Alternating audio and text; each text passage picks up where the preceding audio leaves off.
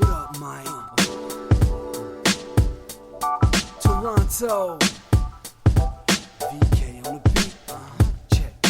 I'm in Toronto where you wanna get the city love. I'm from Toronto where you wanna get the city love. I'm in Toronto like we wanna get the city love. My city love me back for my city love. I'm in Toronto. Welcome to episode 1638 of Toronto Mic'd, proudly brought to you by Great Lakes Brewery, a fiercely independent craft brewery who believes in supporting communities, good times, and brewing amazing beer. Order online for free local home delivery in the GTA. Palma Pasta. Enjoy the taste of fresh, homemade Italian pasta and entrees from Palma Pasta in Mississauga and Oakville. RecycleMyElectronics.ca.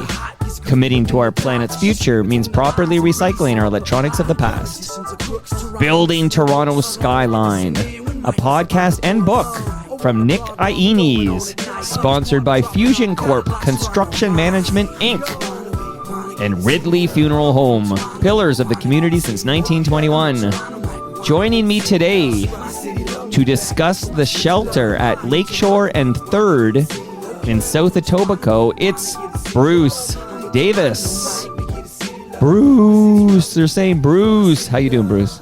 Marvelous, just marvelous. How are you?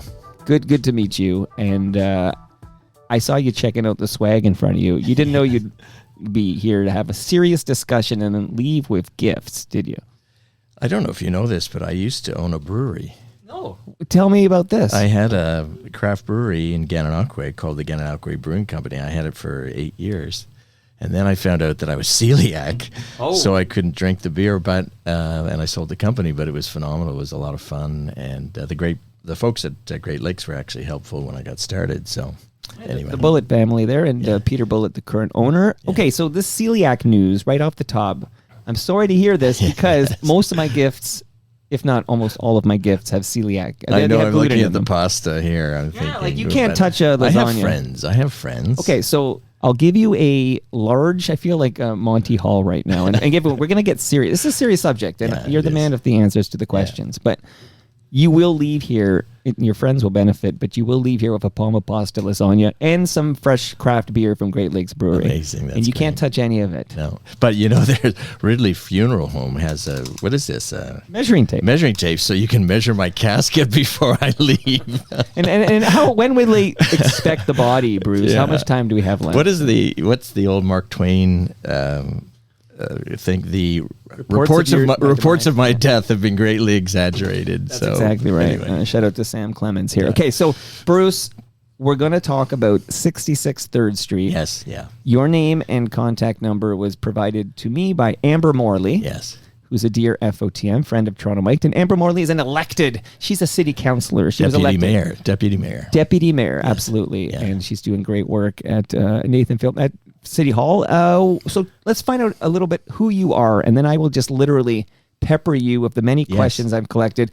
I've collected these from Lakeshore dads and interested neighbors and myself. So basically, I'm going to hit you hard. But who the hell are you, Bruce Davis?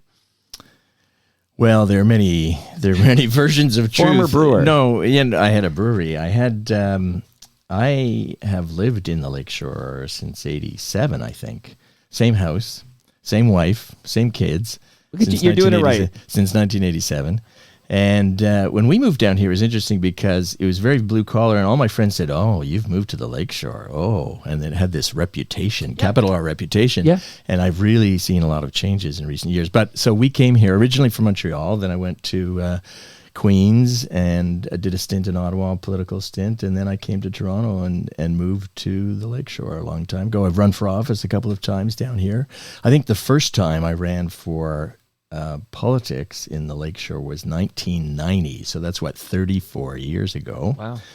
And then I was on the school board for 10 years, represented the area for 10 years on the school board, but I've been active in the community, and that's partly some of the pushback I'm getting on this particular project, and I know you want to talk about it, but I really do have a feel for how the community has changed, how it's evolved, and I bring a perspective, and I do this work all across Ontario, right? So I'm not just doing this in South Etobicoke. I have 5 projects in Toronto today. I have 5 housing or shelter projects, but it's very interesting working in your own community and the dynamic and some of the personalities, but it's also nice to bring the perspective, having done this work across Ontario, in Kingston, Hamilton, all across Toronto, and I can bring some of those experiences to this particular application. So what is Public Progress? So we were created, really, it's a small consulting firm, but some of it's project management. Some of it's actually helping nonprofits and municipalities to develop housing plans, find the financing, manage projects. So going through the rezoning process, managing the consulting team, engineering team, architects, so that people can build good quality, safe, affordable housing. We do some work with shelters and respite sites and consumption treatment services for people who use drugs. Some of our work is community engagement, and this particular file is community engagement, but Right. a lot of our files are actually creating net new, really good, what I call good quality, safe, affordable housing. That's the work we love to do. And it's I've had about 8 little companies over the years. I had kind of an epiphany. I was working for developers. I was working for big companies. And then at a certain point, I just said, I don't want to do that anymore. I just want to focus on affordable housing and shelter work and respites and supporting people who use drugs in terms of basically what I like to say is we serve people who serve people. Okay. We actually are, so I'm not a frontline worker, but our clients are serving vulnerable people, and it's really, it's important work, and our team is amazing. So please, maybe before I ask my first hard-hitting question, Bruce, and I hope you got some time here, because we're going to get into this. A lot of people have questions. I was at a flag, the 60th birthday of the flag was like 2 weekends ago, and I was at the ceremony, which was at 8th and Lakeshore, basically. And I mean, I even people there that were coming up, there were people there wearing, stop the shelter buttons. There were people there saying support the shelter. We have a lot to discuss, but let's start by just letting the listenership know where the heck New Toronto is, like just in a nutshell. So, because this is a hyper local, but I think there's interest well beyond our borders here in New Toronto. So New Toronto is sort of nestled right between Mimico and Long Branch, by the lake. So South Etobicoke, we got, Big Bad Mimico to the east of us. We got Long Branch to the west. And here's New Toronto clicking along. And that's the location of the shelter at 66 3rd Street, which is pretty much 3rd and Lakeshore. So I've got all that right. You concur? Yeah, and I like to think of it as a village. New Toronto's a village, right? It was historically a village. It was very industrial on the outskirts of Toronto. I was here when Goodyear was here, and we saw Goodyear close, Anaconda Steel closed, Continental Can closed. A lot of those, the industrial base closed, right. But this was a village, which was, for all intents and purposes, self-contained. It's now being swallowed up first by Etobicoke and then by the city of Toronto, but right. It still has a lot of that village feel to it. And I think that's one of the amazing things about being here. It's got that main street. Now, the main street is hurting. It's been hurting since I've been here for 40 years. It's been struggling.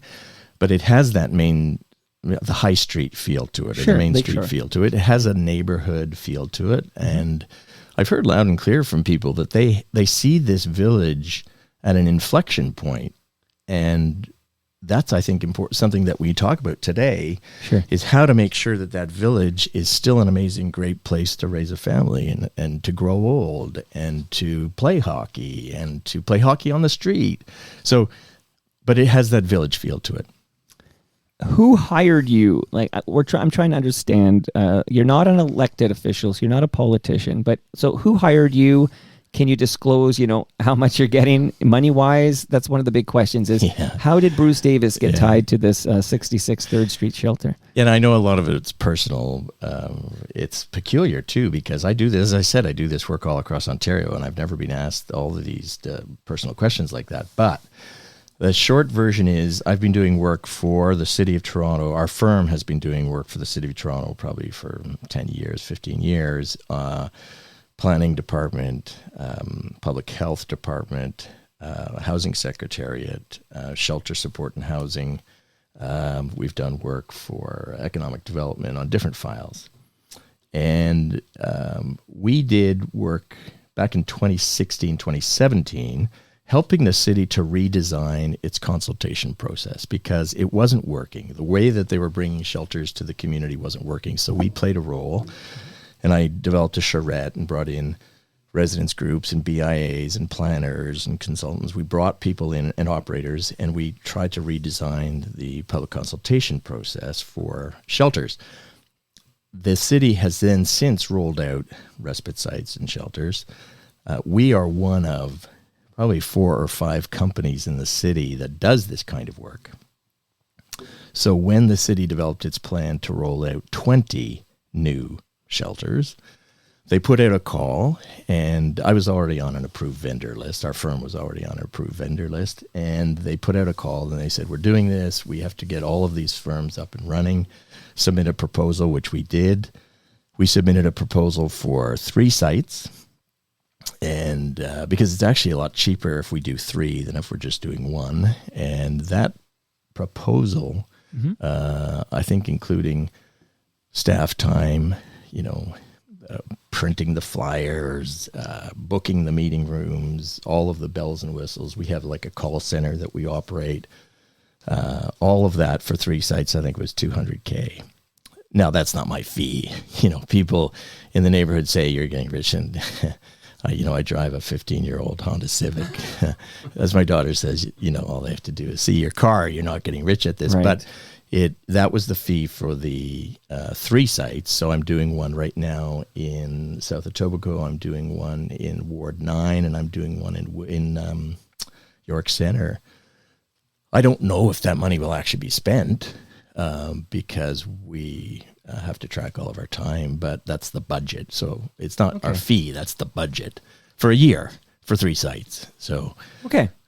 All right. Now, excuse me. Now that we're all warmed up here, you've got the lasagna you can't eat, the beer you can't drink, but the Ridley Funeral Home measuring tape, which you'll use daily. But I have neighbors.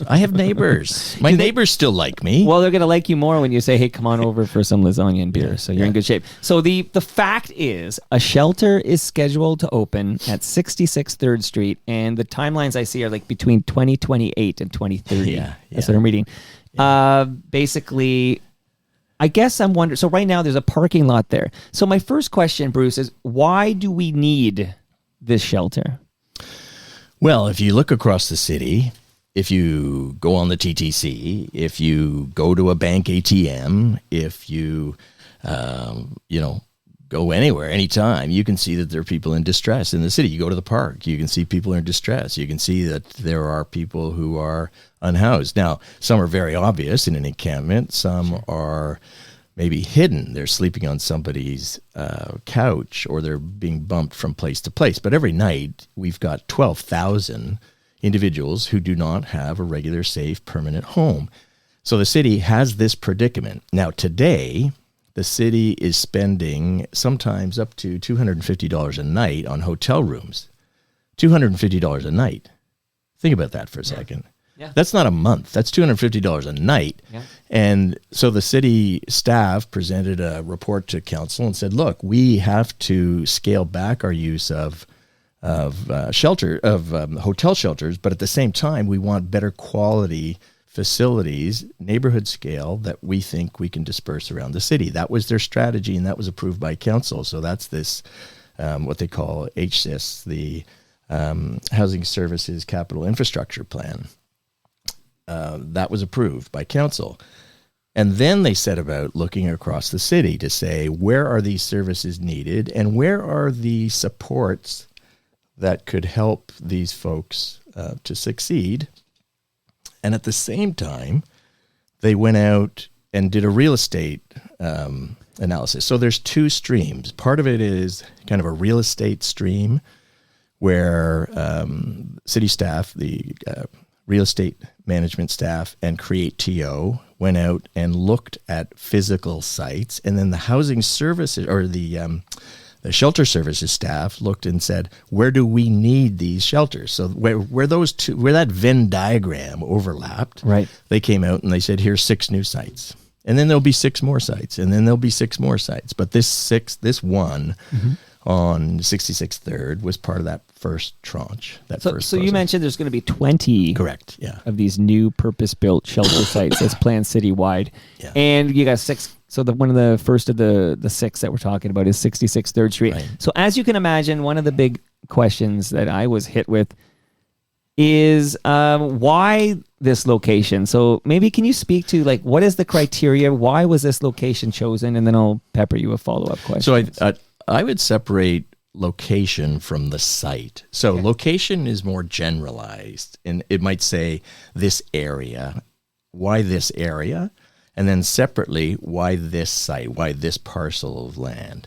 And when you look across the city, where services are currently available and where services are currently needed, the city staff came to the conclusion that South Etobicoke does have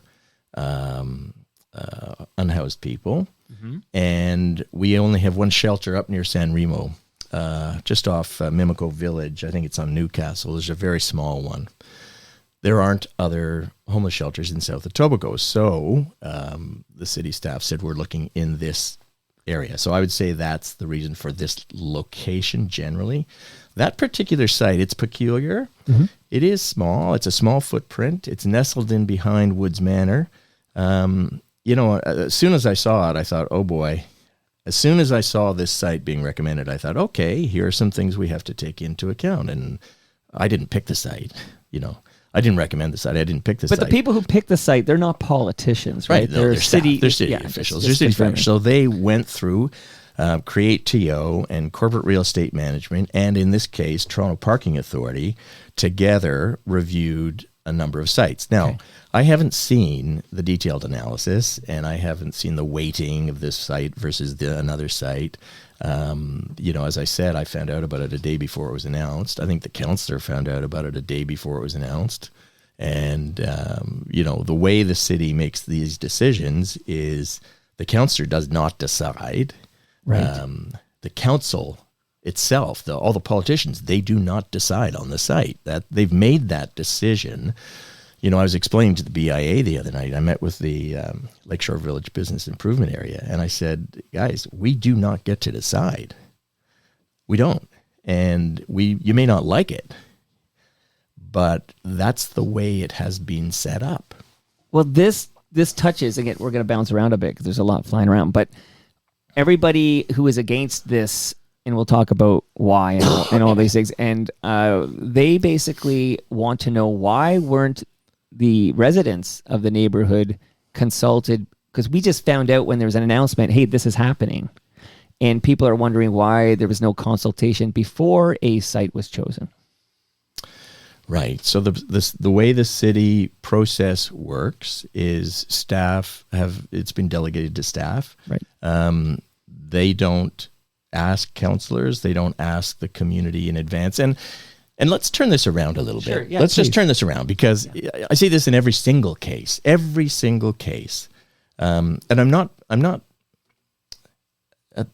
the situation we're in makes perfect sense. The feedback we're getting it makes sense. I understand it, and I'm listening and I'm hearing it, and I value what people have to say. But it is also true that for every site in any location, anywhere this is done, and it could be Ottawa, it could be Kingston, it could be Toronto, East End, West End, the adjacent property owners and local residents can always find a better site. They will find a better site. And when you go to that site, the adjacent property owners and nearby residents can always find a better site. And I've done this before. And they say, here's a really good site over here. There's better groceries. There's better services. And then as soon as you go to that site, people will say, this is really important. We support it, but this isn't the best site. So you end up chasing your tail. Now, I'm not saying that that's not true. I'm just saying that that is a conundrum. It's kind of like a Mobius strip, or like, I don't know how you cut through that. If you were to have a town hall, an old style town hall meeting today, if you called everybody out and said, let's go to Lakeshore Collegiate and sit in the auditorium, you would end up with 3 hours, good quality feedback, angry. You'd end up with good quality feedback, caring. You'd end up with good quality feedback, throwing things at I don't mean physically, but at the counselor. Sure. But at the end of the day, you'd end up with that dynamic where people just say, we do not want this. And then you're going to do the same thing. You're going to have a meeting up at Etobicoke Collegiate because we're going to move it there. And you know what? We're going to end up with 1,000 angry people, and they're all going to come out and say, good quality feedback, don't do it. So at some point, we have 12,000 people who are unhoused. And it's a predicament. It's a conundrum. So I'm in a position as a facilitator, engagement facilitator. The feedback is really important, and we are preparing our interim report, and people have been very candid with us. Some people have concerns about that particular physical site. Other people have concerns about the general location. Why is this happening to us? Our neighborhood is at an inflection point. We're about to take off. We're about to be the next Riverdale or the next Leslieville or the next beach. And you're doing this to us. I'm hearing that. Like, people feel like they've been betrayed. But I'm balancing that with the fact that today, if you go to the ATM at 7th Street at CIBC, there will be people there who are unhoused. That is a reality. So we have to bring all of that feedback to our client, and they're going to have to make some judgments. So you mentioned the Lakeshore BIA. I believe they were running this event I attended for the 60th birthday. And by the way, should I get you want a glass of water? No, I'm good. I just wasn't sure how to turn off my mic if I'm going to cough. Oh, you know what? If I'm going to cough. It's right there. You can't reach it. No, right? it's fine. It's okay. We cough on this program. This is the no edits. This is not the CBC. You remember the days when the doctor would say cough? Yeah, it's not like that. Yeah. Remember that? I think it was yesterday. Okay. Yeah. So where was I? Oh, yeah. There was one woman, very vocal. Somebody tipped her off that I was having Bruce Davis on. Yeah. Firstly, he resigned. So do you know this rumor about you quit? That's why I had the Mark Twain quote right at the top. The reports of my demise. Yeah, been greatly exaggerated. She was like, I don't know if she wanted me to like as if I wouldn't confirm it with you before. People were high-fiving at that event. They were high-fiving. Okay, so were you at that event? No, but I had reports back. Bruce, have you quit? And right. I said no, but there is a story. But I do know there was high-fiving. There was high-fiving going on. So this woman who was trying to slap I promised her. I looked her in the eyes. This woman who was just basically.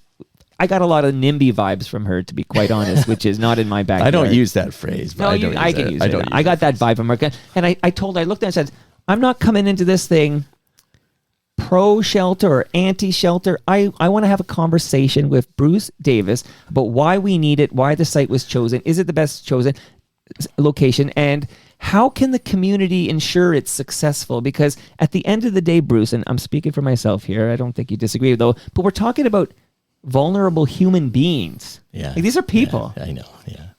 And one thing, so she told me you quit. Is there an interesting story there? This rumor where the anti-shelter crowd is celebrating your quitting or whatever. My demise. So, short side story here. I am also a realtor. In addition to everything else I do, I don't do any real estate work in South Etobicoke.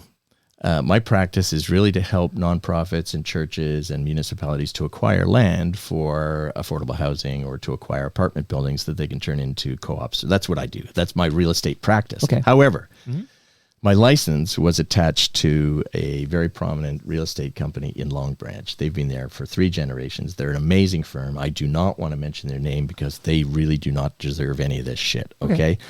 So some guy from the neighborhood, I know who he is, calls them up and says, Bruce Davis works for you, and he's in favor of this shelter, and we are going to go around to every single house in the South Etobicoke area that has your sign on their lawn, and we are going to protest that house. We're going to knock on that person's door every single day until they take your sign down. Wow. And the broker that I was connected with, I don't do any real local stuff, but the broker said, well, we're not connected to this shelter at all. Like, what do you, that has nothing to do with us. Right. And the guy said, doesn't matter. We are going to shut you down. So I resigned from that real estate firm and I moved my real estate license to Belleville. So if somebody wants to go protest the realtor in Belleville, go for it. But my practice is all across Ontario, right? So it was just a perfect example where somebody, one of the antagonists, one of the folks who aren't happy, they decided to take it out on some local real estate company that has nothing to do with this project at all. Anyway, I felt badly for them. That's unfortunate. Yeah, but so that was the resignation. Okay, so you didn't resign from this particular... No, in fact, I think I've redoubled my effort. You know, when somebody comes after you like that, you know, we had a drop in a couple of weeks ago. Yeah, I got a question. One guy came up to me and told me what a lousy father I was. Wow. I remember you from hockey, from Faustina Hockey. I said, yeah. And he said, yeah, I used to sit there, watch your kid play hockey, but you brought the newspaper and you sat and read the newspaper and you were a horrible father. Wow. And I thought, what is this? This is ridiculous. But anyway, that just stiffens my spine. Yeah, now I got to be more conscious of what I'm doing at Mimico Arena every weekend. I got to make sure I don't pick up my phone or something like that. Yeah. Jeez, I haven't fully engaged everybody. My goodness gracious. That was a newspaper. That was an old-fashioned print Globe and Mail newspaper. That's how old my kids are. So right, pre-sale. Oh, I probably was reading it when my oldest is 23. I'm trying to think if I had a phone when he was playing that. But he played at George Bell Arena. Yeah. Now we're at Mimico. Well, George Bell. I did a shelter right near George Bell, Runnymede and St. Clair. Sure. It's an amazing shelter. I love to point that out as a success story. The neighborhood was opposed to it. They aren't anymore. And it's a great shelter for men, 50 men. And actually in that shelter, there's actually a community room. So the neighborhood can actually book the room, do classes, do art classes. They can have their ratepayer meetings inside the shelter. That's the way it should be done. Well, that's glad you brought that up because I'm going to, specifically talk about this location. But have you ever had do you know of any shelter that was being built where the neighborhood wasn't against it in some respect? Is there anybody who's gets excited that there's going to be a shelter put up down the street? I would say it's not initially. It's not uniform before they understand what's going on. Even in South Etobicoke, like right now, I'm doing one in Ward 9, but also here in Ward 3. Right. It's not uniform. So there are many, many, many people in the community today who say, "What can I do to help? How can I volunteer?" And even when we had that drop in the other night at Humber College, there were people who signed up to volunteer. They want to help. They want this to be successful. Are their voices, they tend not to speak up publicly. You see them online sometimes anonymously saying that they think it's important. So I would say that there's a lot of pushback, but I think even in this community in South Etobicoke, there are people who think this is important, and I don't hear from them as much, but there are important voices. Of course. We had 20 church groups meet a couple of weeks ago, and they're meeting again this week. They see this every day. They see people who are desperate, and they are motivated to do something about it, so they want to know what they can do to help. So I have seen many, many cases. I did a respite site a few years ago down in Liberty Village when we set it up. Mm-hmm. Liberty Village, just at King, and I can't remember the street, but I was taking the mayor through. This is the former mayor. I was taking him through just before the shelter opened, and there were a bunch of people there. There was a Christmas tree and all kinds of things. And the mayor says to me, "Who are these people?" And I said, "These are from the local condo board. These are people, there's condos down in Liberty Village, and some of the board members wanted to set up a Christmas tree, and they wanted to bring gifts for the new residents of the shelter." And he said, "Bruce, I thought everybody was opposed to this." I said, "Mr. Mayor," I said, "there are people who want this to be successful. They asked what they could do to help. This was just at that time of year, and they brought in a Christmas tree, decorated it, brought presents underneath the tree. They brought winter clothing, and he just said, this is remarkable what's going on here." There was another example where another shelter at Bathurst and Lakeshore, and I was asked what the condo boards could do to help, and they ended up doing a trivia night. They ended up doing a dance. Like, I wasn't involved for the whole thing, but I was there for the dance. And they actually came in, brought in the DJ, brought in the music, and made people feel welcome, that they were part of the community. I do want to put it this way. There's so much in this world going on today that we can't control. Okay? We can't control the U.S. president. No. We cannot control what's going on in Europe. Right. Frankly, we can't control what's going on in Ottawa. But I'll tell you one thing. We can control how New Toronto works together. We can control how we treat each other. We can control how we support people in need. We do have that control. We can't control what these yahoos do over tariffs or whatever, taking over Canada. We can't control that, but we can control how we treat each other. And I really want to bring it back to that. I didn't pick this site. I'm not sure, whether it's this site or the next site or the next site or the next site. I can't tell you that it's perfect, but I can tell you that it'll be a damn sight better if we work together.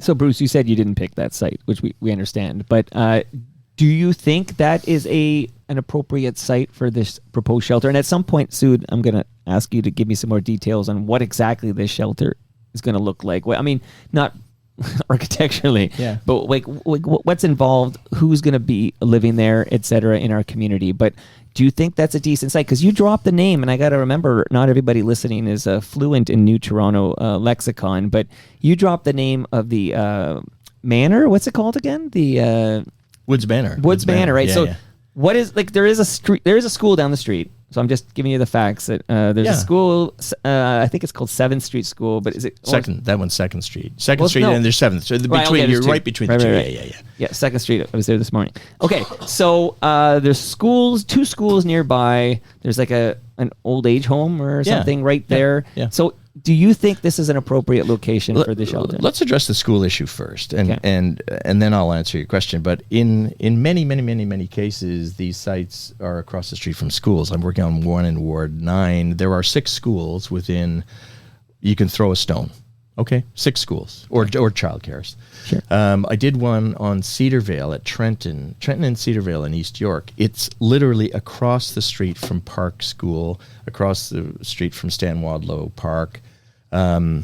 Absolutely no issues. And in fact, I think when we set it up that way, when we go into this knowing that it is vital that it be safe for the residents, safe for the staff, safe for the neighbors, safe for anyone walking out in front, it will be safe enough for children. Now, I've also heard loud and clear from parents, and we did 3 focus groups with parents. Mm-hmm. I'm not being flippant about this. There are real world issues.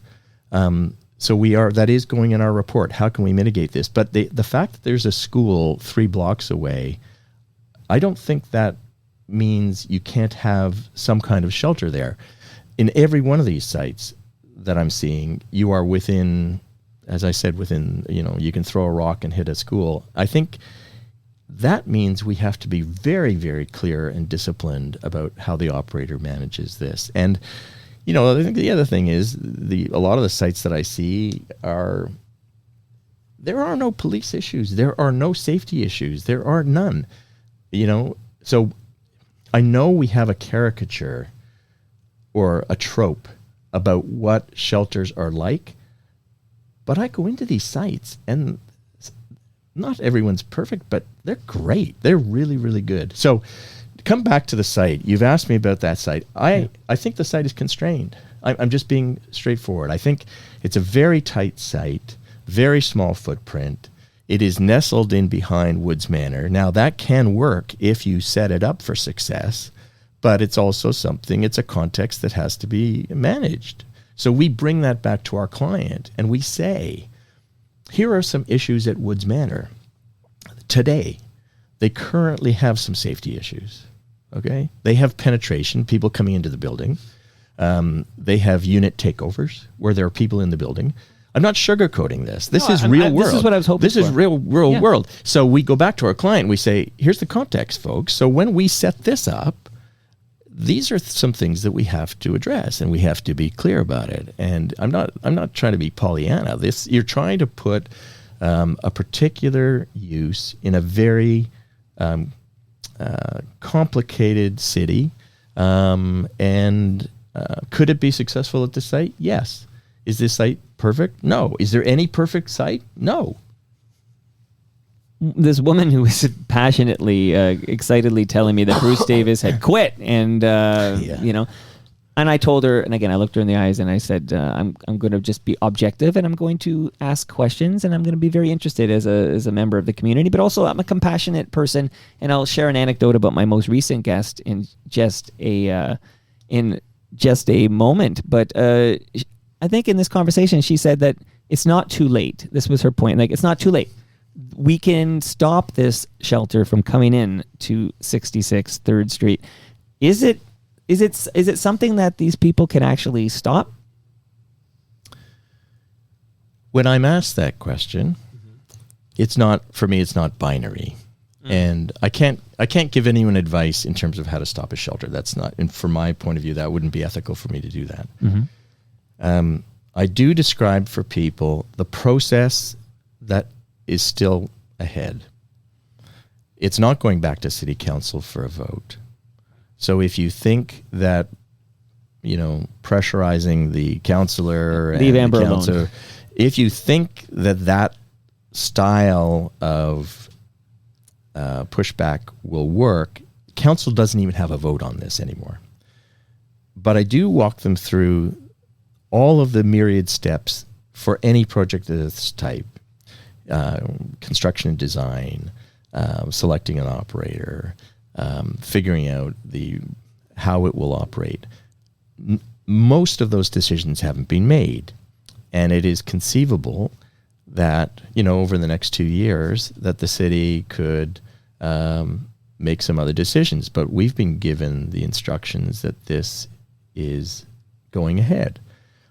You know, people have asked me, should I sell my house? And I said, oh, please do not. This will be... Well, you know, a for sale sign no, went up like the week after we all learned about this. No, but right down the this street. is like... I think this will be great. Not Yeah. everyone agrees, but oh, heavens, please. Anyway, I do get asked, exactly what date do I need to know by which so that I can sell my house? And I try not to give any advice on that, but I just say...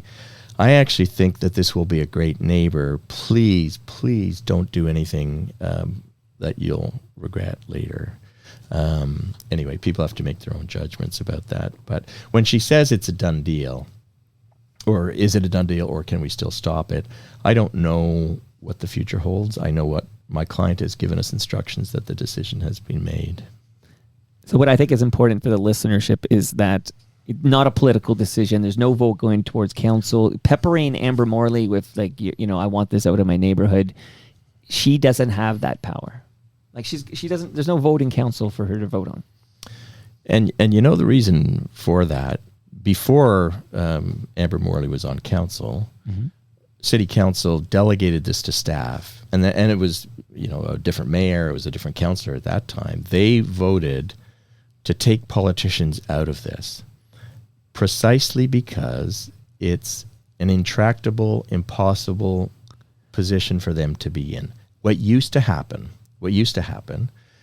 is, and a site would be announced, and it would go to the Community and Economic Development Committee, and neighbors and people who were opposed would line up for 6 hours, and that was before we even did the online thing. That was like you had to show up in person back in those days. Right.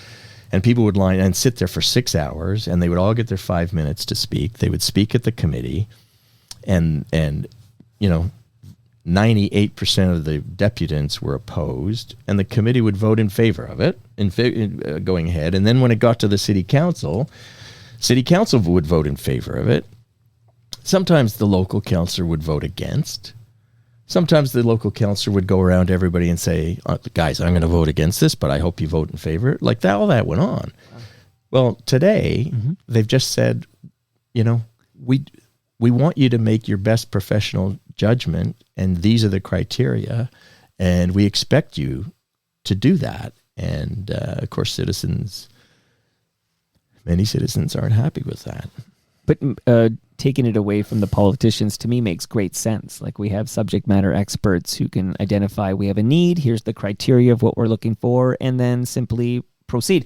And bringing in somebody like yourself, which is to educate the community. There's a lot of misunderstanding, a lot of miseducation. We're clearing a lot of that up today. But engaging the community, you may not have a say in where it's going. It may be a done deal, to so to speak. But if it's going to be in your neighborhood, and these human beings are going to be in your neighborhood, then you have an option where you can fight it, or you can help make it successful. Which at some point in this conversation, you're going to tell us how the community can actually, welcome these people and ensure that this is successful. I do want to address this issue of these folks already live here, right? So we do have homeless people in South Etobicoke. I was the returning officer in 1990, 35 years ago. We had a provincial election. I was the returning officer. I was actually enumerating homeless people. I was the first returning officer in Canada to enumerate homeless people. That was here in South Etobicoke 35 years ago. We had homeless people then. I've seen it grow massively. And as the neighborhood has gotten richer, it's also gotten a lot poorer. And we have people in our midst. Now, I think it would be good if we could make sure that this shelter accommodated people from our neighborhood who are unhoused. And that is not a foregone conclusion, right? So that is something that has to be addressed. If we do create this shelter, we want to make sure that we are able to address our neighbors who are in encampments, who are couch surfing down here. And I think that is something that hasn't yet been addressed, that needs to be addressed. So do we know, I read somewhere that 50 to 80 adults, both individuals and couples, will be in this shelter program at 66 3rd Street. So is it just the details beyond that still to be confirmed? Is that what I'm hearing? Yeah, and I think that's actually part of our consultation, is trying to get feedback from people about the scale, getting feedback from people about the type and the clients who we can who we would best be able to serve.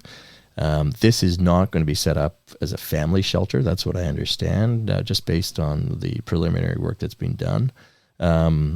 But I think we have been looking for feedback. We have had some feedback. For some people, it's binary, and they just say, don't do it. Right. Just don't do it. It's the wrong place. We don't need any more down here. But for other folks, they say, if you were to do this, then that could be really successful. Or if you were to approach it this way. So we are getting some of that more subtle feedback, but 50 to 80 is what we've been told. The site is constrained. It's a small site. So I think you have to look at, how you can design it in such a way to convert it to housing afterwards, because the city has talked about, wanting to be able to convert this particular building to housing, so that if we don't need it for shelters, how can we convert it to housing?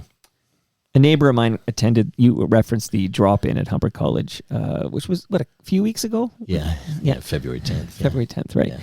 And the question I got was, why was the drop-in organized in such a way where residents could not hear other residences' concerns and questions? It seemed to benefit the councillor and officials, so that controversy, hard questions, and information is limited and one-sided in favor of the city's position.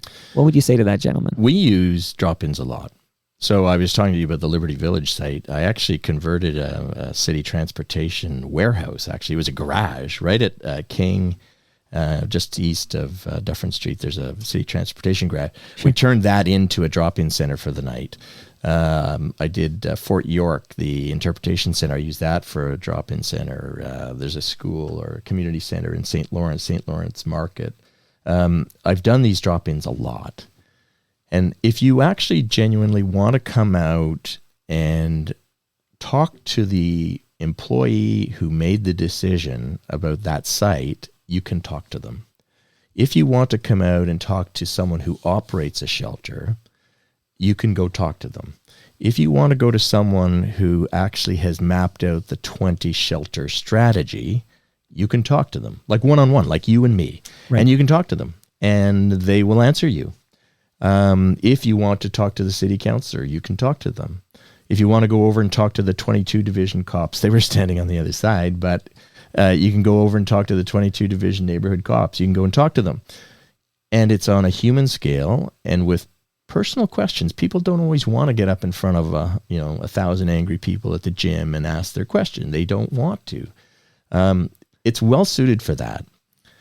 We were inundated, and I think there's a particular group that's opposed to the shelter. They very effectively kind of bottleneck things, and with the benefit of hindsight, maybe we should have done things differently. But if someone wanted to come out and find out from that employee who made the decision or who was on the committee that decided, they actually had a chance to talk to them. We had 358 people.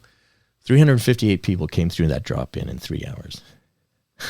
358. You literally just said, so with the benefit of hindsight, you might have done something differently. Yeah. What would you have done differently? Bigger room. I think I would have had a bigger room.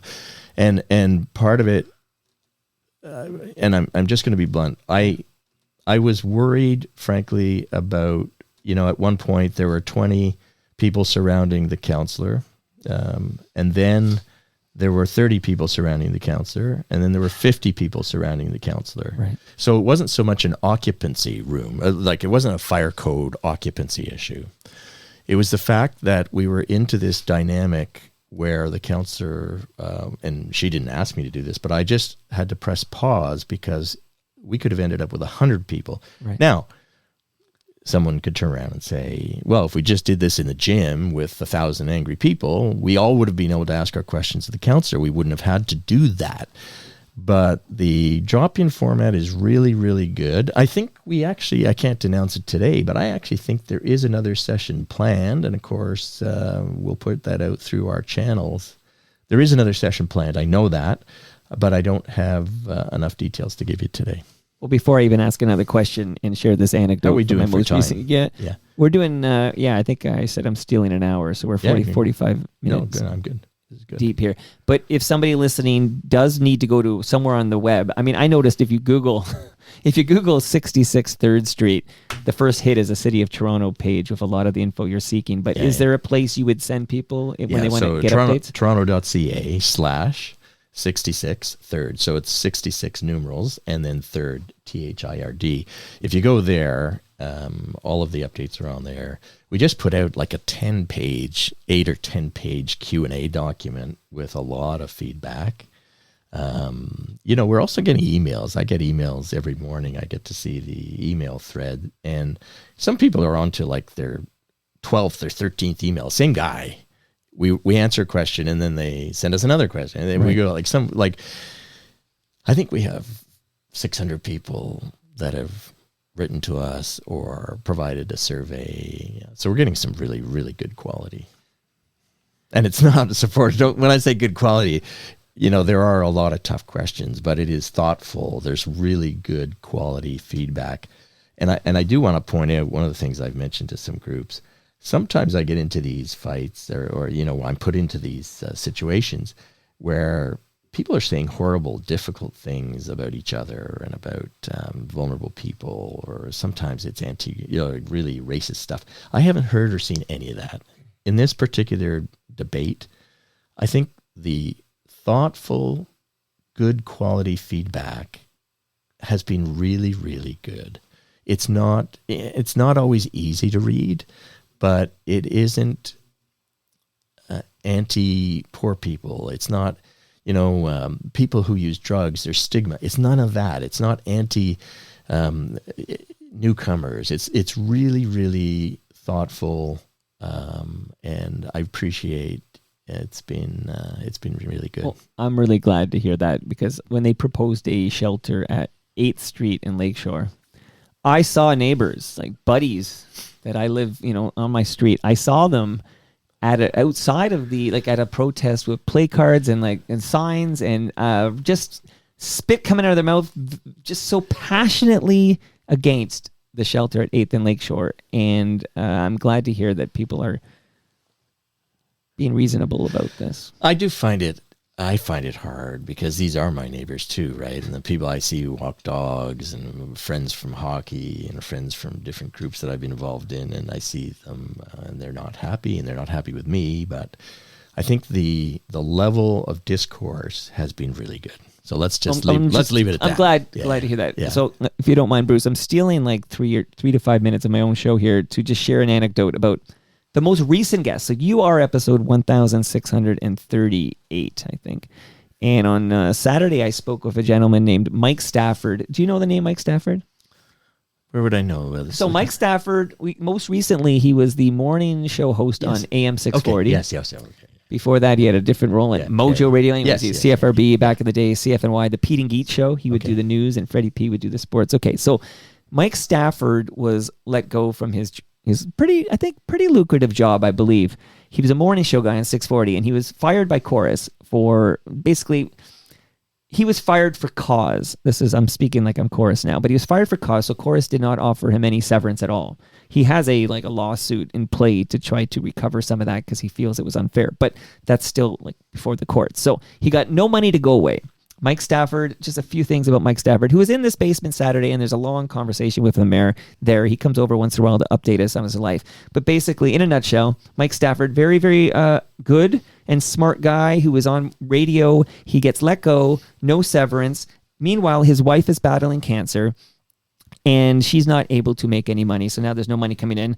He has some issues where he wasn't good with money, so he doesn't have this big nest egg built up. He broke his neck, which sounds terrible. He broke his neck. He has a spinal cord issue where he walks with a cane, and he's got some mobility issues there.